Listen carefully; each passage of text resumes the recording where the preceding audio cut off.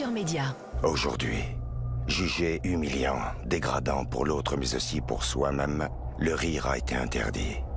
Dans cette société idéale et bienveillante, seule est tolérée une légère grimace en cas d'émotion ou de contrariété. Le rictus.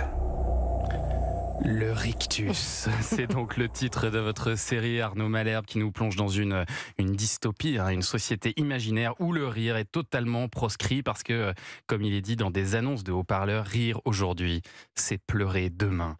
D'où vous est venue cette idée un peu dingue, Arnaud Malherbe? C'est venu de plusieurs choses, mais la première, je crois que c'était venu du constat que, évidemment, le moment où on a le plus envie de rire, c'est le moment où on n'a pas le droit de rire. Ouais. C'est vrai en classe, c'est vrai dans les enterrements, il y a quand même potentiellement plus drôle que de rire à un enterrement. Et donc partant de cette idée-là, et aussi parce que déjà à l'époque, c'était il y a une dizaine d'années que j'avais eu cette idée-là, il y avait cette sensation qu'on devait de plus en plus s'expliquer sur le rire. Pourquoi rire, de quoi rire, avec qui rire, quels sont les curseurs, quelles sont les limites. Peut-on rire de tout? Voilà, c'est la vieille question, mais quand même, socialement, c'est de plus en plus compliqué. Oui. Parfois à juste titre, parfois non, bon bref.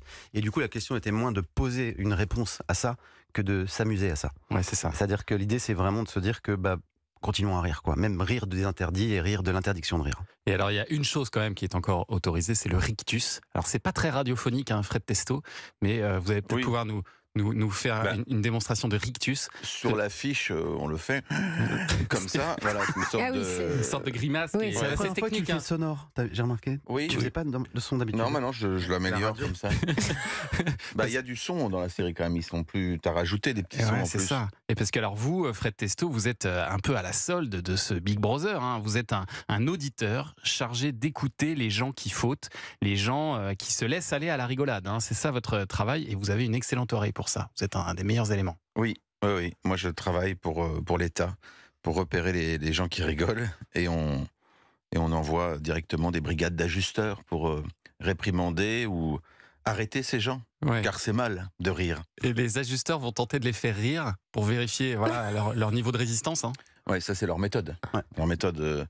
Voilà. Après, moi, ce qui est intéressant je trouve dans le parcours de ce personnage qui vit dans cette société où le rire est interdit, c'est que lui-même va faire rire une collègue par inadvertance. Céline, votre stagiaire, qui ne peut pas résister à votre visage, en fait. Et du coup, voilà, parce que ça va créer des problèmes et forcément le mettre en danger, lui et toute sa famille, mon personnage. C'est là que la vie de votre personnage bascule, effectivement. On va continuer à parler de cette série qui a eu le prix de la meilleure série au Festival Série Mania 2023.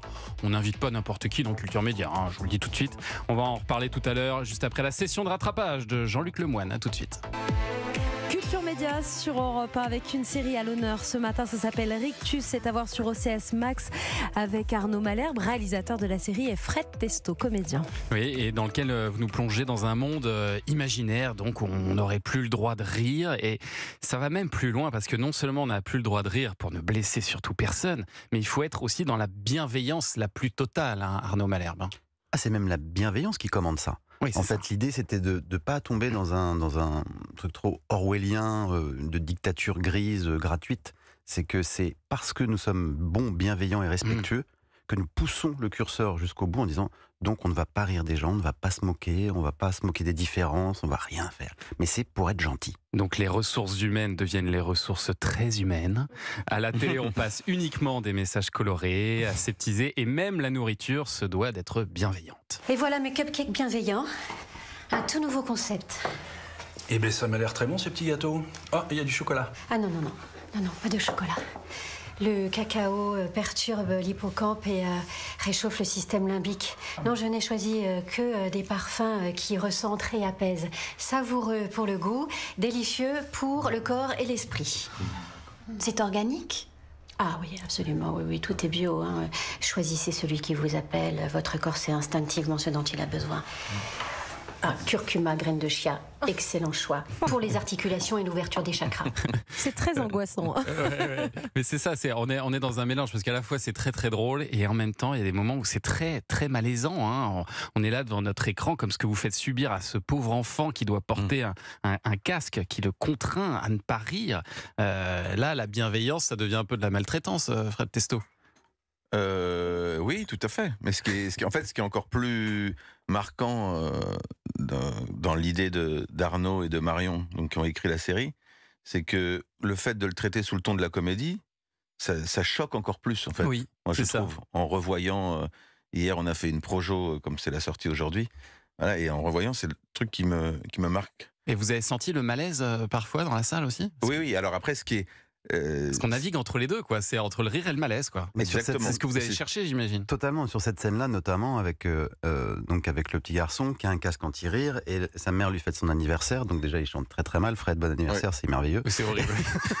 Et il approche et tout. Et donc, ils le font manger, boire avec le casque. Et évidemment, c'est très gênant, c'est Ouais, c'est dégoûtant. horrible. Donc, il y a un vrai malaise en fait dans la salle. Là, ouais. Et alors, vous êtes allé loin aussi dans les décors. Il y a un peu un univers comme ça à la Wes Anderson. Hein. Les décors sont faits de petits chatons et de licornes.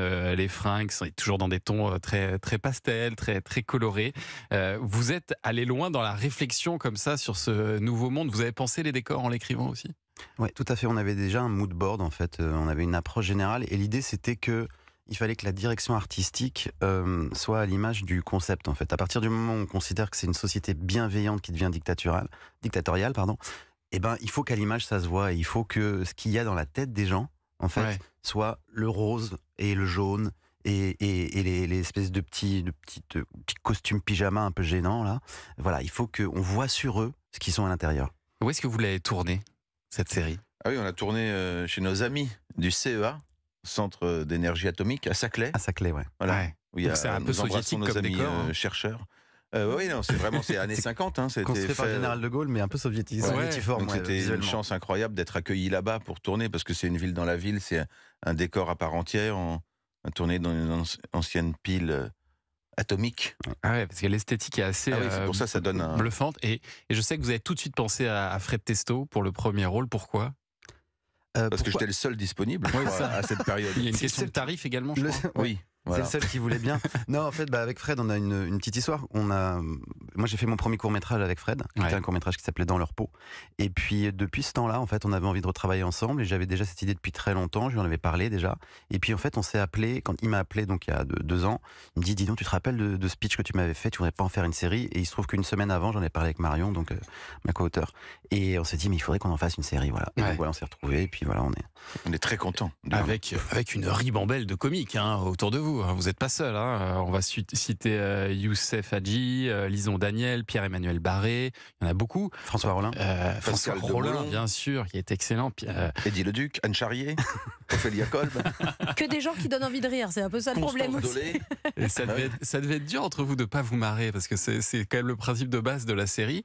Et Oui, oui. je me dis, il y a des moments, ça devait être très limite, hein, ne serait-ce que sur les rictus, comme ça, sur cette façon que vous aviez de ne pas rire. Ça devait être très compliqué, ça. Bah, justement, on rigolait beaucoup entre les prises parce que le point de vue, en tout cas de chaque personnage, c'est d'être contraint, d'être fermé, de ne pas Ouais. avoir d'émotion à part le rictus. Donc on jouait dans des postures très, Dans un ouais, petit très carcan, restreintes, ouais. voilà, Ouais, ouais. dans Ouais. nos habits.